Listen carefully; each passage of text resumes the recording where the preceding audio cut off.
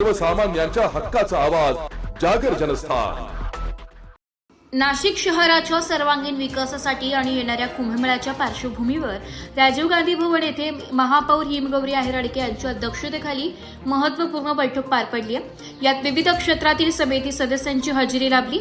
नाशिक शहरात रस्त्यात अडथळा निर्माण होणारी झाडे तोडण्यात आली आहे, त्याविरोधात अनेक नागरिक व विरोधी पक्षातील नेत्यांनी सोशल मीडियावर निषेध व्यक्त करत रस्त्यावर उतरून आंदोलने सुरू केली आहे। याच पार्श्वभूमीवर या बैठकीचे आयोजन करण्यात आले। यावेळी महापौर हिमगौरी आहेरडके, उपमहापौर विलास शिंदे, स्थायी समिती सभापती मच्छिंद्र सानप, भाजपासह मुख्य प्रवक्ता अजितजी चव्हाण यांनी बैठकीत उपस्थित शिक्षक, व्यावसायिक आणि सामाजिक क्षेत्रातील नागरिकांचे मतं ऐकून घेतले। जागर जनस्थानसाठी प्रतिनिधी संदीप नवसे, नाशिक। नाशिकचं समाजमन अत्यंत अस्वस्थ आहे। नाशिकच नाही तर महाराष्ट्रात आणि देशामध्ये या सर्व प्रकरणाची चर्चा होते। मला या निमित्ताने इतकंच सांगायचं आहे की कॉर्पोरेट कंपन्यांनी, मग त्या बँका असतील, IT कंपन्या असतील, मोठमोठ्या इन्स्टिट्यूशन्स असतील, त्यांनी असं समजू नये की आमच्यासाठी स्वतंत्र कायदा आहे, आमच्या कामगारांची आम्ही हवी तशी पिळवणूक करू शकतो आणि या आस्थापनांमध्ये काम करणारे मॅनेजर्स, या आस्थापनांमध्ये काम करणारे टीम लीडर यांनी या गैरसमजामध्ये राहू नये की कायद्याचे हात आमच्यापर्यंत पोहोचू शकत नाही। मी नाशिक पोलिसांचं अभिनंदन करेल, त्यांनी या प्रकरणात अतिशय कडक कारवाई केली आहे। पण या निमित्तानं मला एक सांगायचं आहे, खाजगी कंपन्यांमधले जे HR आहेत, या प्रकरणामध्ये त्या HRनं प्रकरणाची दखल वेळीच घेतली नाही, म्हणून तिला देखील पोलिसांनी सहआरोपी केलेला आहे। आणि एक सांगायचं आहे इथे की आमचा धर्म वाढला पाहिजे, याचा हा कसला अट्टहास आहे, किती घाणेरडेपणा आहे हा। जबरदस्तीनं मांस खाऊ घालणं, हिंदू देवी देवतांचा अपमान करणं, छळ करणं, नको तिथं हात लावणं। आमच्या मुली IT कंपनीत कामाला जातात, याचा अर्थ AC असलेल्या चकचकीत धर्मांतराच्या या छावण्या नाहीत किंवा ही जेल देखील नाही। हा धर्मांतराचाच नुसता विषय नाही आहे, तर हा विषय इतका गंभीर आहे। या IT कंपन्यांमध्ये नेमकं चालतं तरी काय? मी पत्र लिहून माननीय मुख्यमंत्र्यांकडे ही मागणी करणार आहे की या सगळ्या कर्मचाऱ्यांच्या कामाच्या वेळा, यांचे मानवाधिकार, यांची धार्मिक स्वतंत्रता, आमच्या मुलींची सुरक्षितता, या बाबतीमध्ये एक धोरण राज्यामध्ये असलं पाहिजे। याकरता माननीय मुख्यमंत्री महोदयांना मी पत्र लिहिणार आहे। हा प्रकार नाशिकमध्ये घडला, याचं नाशिककर म्हणून अतिशय वाईट वाटतंय। पण या निमित्तानं देशभरामधल्या, महाराष्ट्रातल्या सर्व IT क्षेत्रातल्या आणि अशा क्षेत्रामधल्या, खाजगी क्षेत्रामधल्या लोकांना सांगायचं आहे मला की घाबरू नका। तुमचा बॉस तुमचा छळ करत असला तर सामाजिक कार्यकर्ते, पत्रकार, राजकीय नेते कुणाशी तरी संपर्क साधा आणि याला वाचा फोडा। हे अतिशय भयावह आहे, एक प्रकारच्या कॉर्पोरेट जिहादाचा हा प्रकार आहे आणि मला असं वाटतं की देशभरामधले भारतीय जनता पार्टीचे कार्यकर्ते याला अतिशय समर्पक असं उत्तर देतील। ही जी मूडच होती, आरोंतर मग लैंगिक शोषण आणि हे सगळे प्रकार मूडच होती ही सगळी। नाही, मला असं वाटतं एखाद्या कंपनीमध्ये एक वरिष्ठ आपल्या धर्माचा आहे तर त्यांनी त्याच्याच धर्माचे लोक तिथे भरून घेणे आणि मग त्या सगळ्यांनी मिळून असं धर्मांतराचं रॅकेट चालवणं, याला जबाबदार त्या IT कंपन्यांचं मानव संसाधन म्हणजे HR डिपार्टमेंट आहे। आपल्या कंपनीत काय चाललंय हे जर त्यांना माहिती नसेल आणि इतके गंभीर प्रकार होत असतील तर या कंपन्यांचे परवाने रद्द केले पाहिजे। आम्हाला नाही उद्योग वाढला तरी चालेल, पण आमच्या लेखीबाळी सुरक्षित राहायला पाहिजे, धर्म सुरक्षित राहायला पाहिजे। काही तरुणांनी त्यांच्या हेडकडे तक्रार पण केलेली होती, पण त्यांनी तो हलगर्जीपणा दाखवला, या विषयाचं गांभीर्य समजून घेतलं नाही आणि हे अत्याचार वाढत गेले। पहिल्याच वेळेस जर कठोर कारवाई झाली असती तर पुढे हे प्रकार घडले नाही। मुकुलजी, याच विषयामध्ये नाशिक पोलिसांनी या कंपनीची मानव संसाधन जी अधिकारी आहे, HR जी आहे, तिला सहआरोपी केलेला आहे। तिचा गुन्हा एवढा आहे की तिने या तक्रारींची दखल घेतली नाही। मी गृह विभागाचं आणि पोलिसांचं अभिनंदन करेल। राज्यामधल्या तमाम HRsनी डोळे उघडून इकडे बघा, अशा घटना आपल्याकडे होत असतील, कर्मचाऱ्यांचं तुम्ही IT क्षेत्रामधल्या, खाजगी क्षेत्रामधल्या ऐकून नाही घेतलं तर हे भयानक आहे। आणि खाजगी क्षेत्रामधल्या कंपन्या या इतकी मनमानी करतात, कधी कधी कर्मचारी आत्महत्या करेपर्यंत येतात, त्यांचे धर्म बदलले जातात, मुलींवर बलात्काराचे प्रयत्न होतात। तुम्ही इथे धंदा करायला आलाय, याचा अर्थ तुम्ही ब्रिटिशांच्या ईस्ट इंडिया कंपनीप्रमाणे AC मोठमोठ्या तुमच्या चकचकीत ऑफिसमध्ये आमच्या लोकांचं शोषण कराल, असं होत नाही। हे निश्चितपणे नाशिक पोलिसांनी समोर आणले, मी त्यांचं अभिनंदन करतो। मी या विषयावरती मुख्यमंत्र्यांना आज अतिशय गांभीर्यानं पत्र लिहिणार। महिला बाल कल्याण विभाग म्हणा किंवा काही मुकुलजी, या खाजगी कार्यालयांमधल्या चकचकीत आणि AC वातावरणापाठीमागे नक्की काय चालतं याचा निश्चितपणे शोध झाला पाहिजे. याच्याकरता एक धोरण राज्य सरकारनं, केंद्र सरकारनं केलं पाहिजे. या कंपन्यांमधल्या कामाच्या वेळा निश्चित नसतात, सुट्टीचे दिवस बदलतात, कर्मचाऱ्यांचा त्यांना टार्गेट आलं म्हणून छळ केला जातो. आणि इथं तर बघा की मी एका विशिष्ट धर्माचा आहे, तू माझ्या धर्माची झालीस तर तुला सुट्टी मिळेल, सवलत मिळेल, तुमचा देवधर्म कसा खराब आहे हे बिंबवलं गेलं आणि आपली नोकरी टिकावी या भीतीपोटी जर कर्मचारी असं करत असतील तर हे गंभीर आहे. आणि मला असं वाटतं माननीय मुख्यमंत्री या सगळ्याची दखल घेतील. गृह विभागानं दखल निश्चितपणे घेतलेली आहे.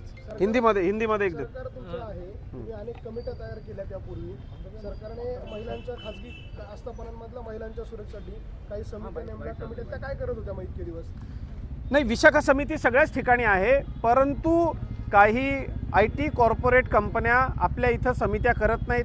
कामगार संघटनांचा तर इथं प्रश्नच नाही आहे. हे अतिशय गंभीर आहे, हे अतिशय गंभीर आहे. सरकार म्हणून आम्ही इथं कमी पडलो का, तर हे निश्चितपणे मान्य केलंच पाहिजे की काही IT कंपन्या आपल्याला जी सवलत आहे किंवा आपल्याकडे IT येते म्हणून विशाखा समित्या त्यांच्याकडे नाहीत. त्यांच्याकडे ज्या मुली महिला काम करतात त्यांची तक्रार ऐकून घेण्याची, ते म्हणतात आमच्याकडे आमची सोय आहे, आमचा HR आहे आणि आम्ही मल्टीनॅशनल इंटरनॅशनल लेवलचं स्टँडर्ड आमच्याकडे. या बुरख्याआड ते लपतात. मी आपल्याला तेच सांगितलं की मी मुख्यमंत्र्यांना या संदर्भामध्ये पत्र लिहिणार आहे की एक या संदर्भामध्ये आपण काहीतरी संपूर्ण राज्याकरता एक नियमावली असलेली समिती केली पाहिजे. आपला प्रश्न अतिशय बरोबर आहे आणि इथं चुकतंय हे मान्य केलं पाहिजे आणि त्याच्यावर कारवाई देखील झाली पाहिजे. या प्रकरणातले संशयित आरोपी आहेत. नमस्कार.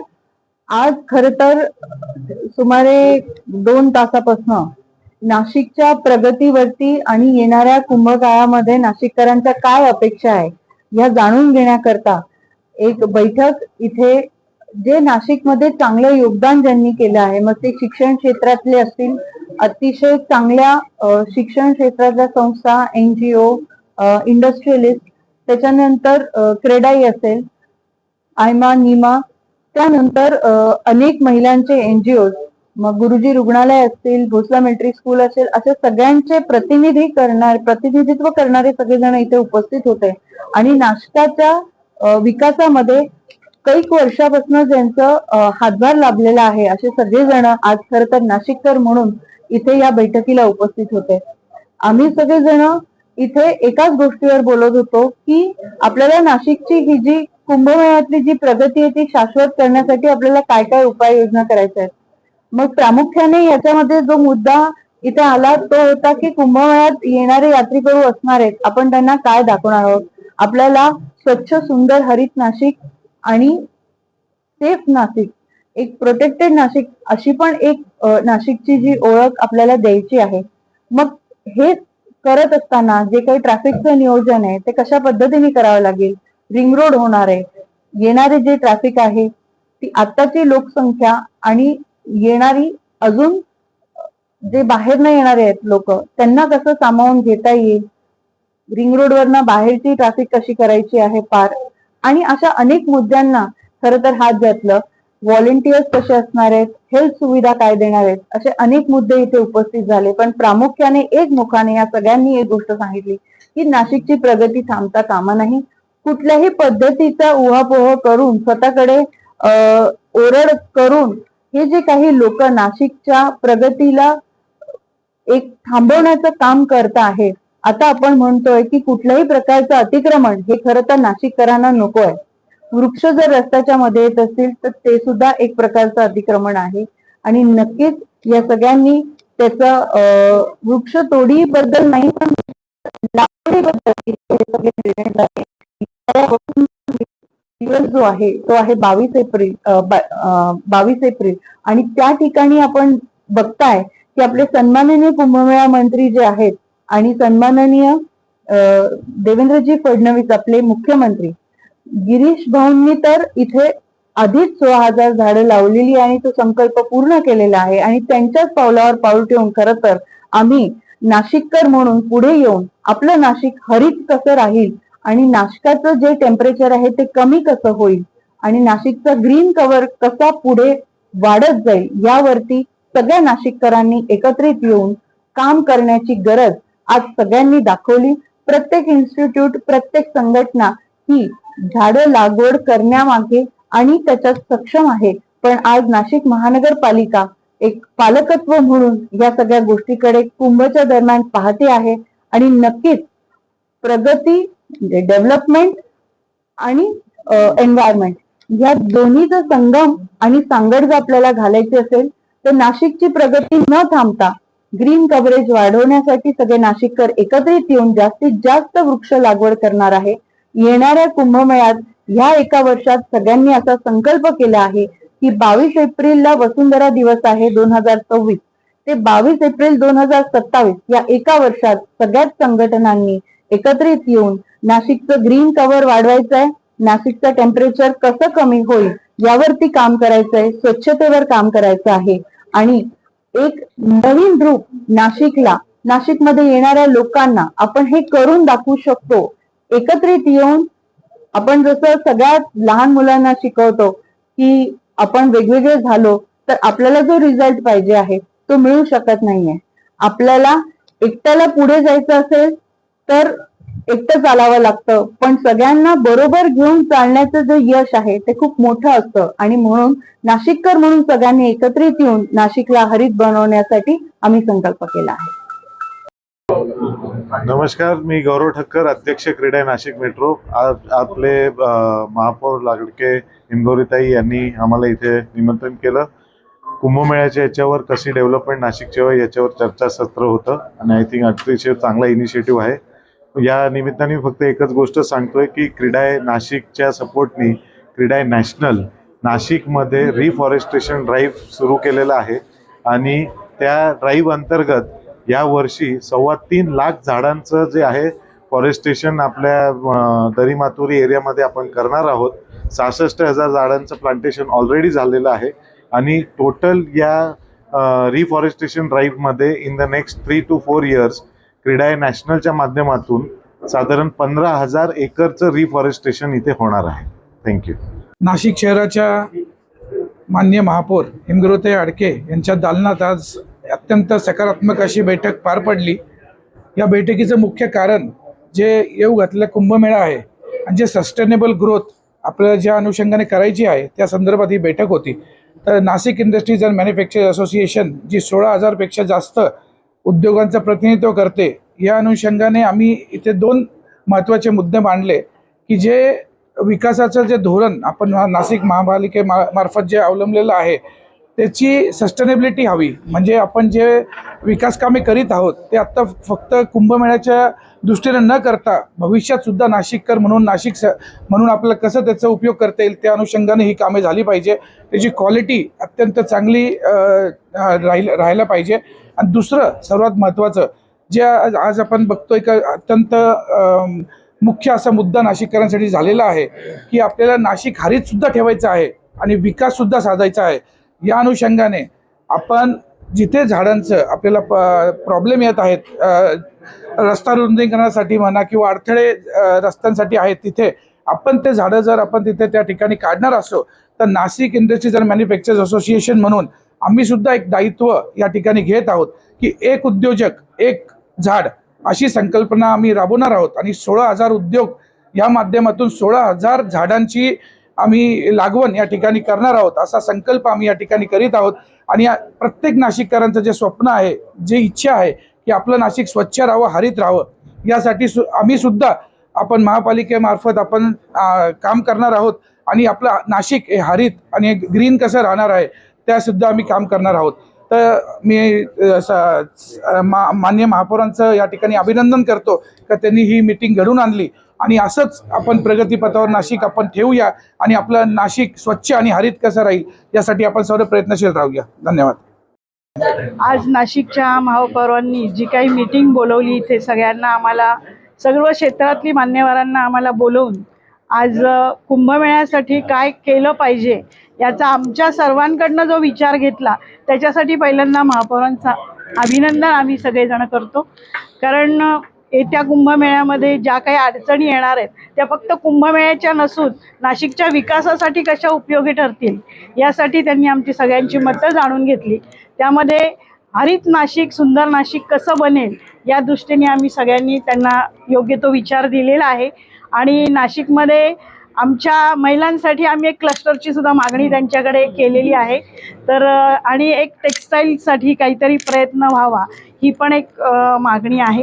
आणि ट्रॅफिक वगैरे या समस्या आता या सगळ्या विचारांमधनं त्या सोडवणार आहेत. शैक्षणिक, सामाजिक आणि धार्मिक अशा सगळ्या गोष्टींवरती आज छान चर्चा झाली आणि त्या दृष्टीने योग्य ती कारवाई करून त्याच्यातून विकास कामं न थांबवता प्रगती कशी होईल नाशिकची या दृष्टीने नक्कीच कुंभमेळा सगळ्यांसाठी उपयुक्त ठरेल. नाशिकसाठी आपण सगळेजण नाशिकच्या प्रगतीसाठी गतीने काम व्हावं. जर गती असेल तर प्रगती होते आणि आपण सगळे वृक्ष लावणारेही आहोत. पण जर प्रगतीच्या आड वृक्ष आलेला असेल तर प्रगतीच्या आड आपल्या आपल्याला बाजूला कराव्या लागतात. त्याशिवाय प्रगती होऊ शकत नाही. आणि ज्यांना याच्यात विरोध करायचा असेल त्यांनी प्रगतीच्या दिशेने यावं, स्वतःची गती दाखवावी आणि निश्चित ती प्रगती होईल. केवळ शायनिंग करायची किंवा विरोध करून मोठं व्हायचं अशी जी वृत्ती, मानसिकता असते ती ठेचली जाते, ती कमी केली जाते. म्हणून चांगली मानसिकता अशीच असते की गतीला साथ देणं, प्रगती करणं. जय श्रीराम. महानगरपालिकेमध्ये हिमगौरीताई, महापौरताई त्यांनी एक मीटिंग घेतली सगळ्यांची. नाशिक वेगवेगळ्या क्षेत्रातले लोक होते. नाशिकमध्ये काय काय होऊ शकतं कुंभमेळ्याच्या पार्श्वभूमीवरती, त्यासाठी पण माझा सगळ्यात महत्त्वाचा मुद्दा आहे का नाशिक जी डेव्हलप होऊ राहिली आहे त्याच्यामध्ये काही लोकांनी मुद्दामून झाड कापू नये आणि त्याच्यावरचा मोठा तमाशा करून ठेवलेला आहे. हे जे अँटी नाशिककर आहे त्यांनी थांबावा ही विनंती करतो. आणि नगरपालिकेला विनंती करतो का जोरात स्पीडमध्ये कामं मोठे करायचे. रस्ते जे असतात हे ड्रायव्हिंगसाठी असतात, रस्ते रस्त्यासाठी असतात. पण जे झाडं आहेत आपण नवीन झाडं लावू, नाशिक ग्रीन करू ही नक्की म्हणजे सगळ्यांच्या वतीने शाश्वता देतो. आणि महत्वाचं म्हणजे नाशिक हे अख्खं जग बघू राहिलंय कारण कुंभमेळा येत आहे. त्यामुळे नाशिकची कुठेही डेव्हलपमेंट थांबता कामा नये एवढं सांगतो मी.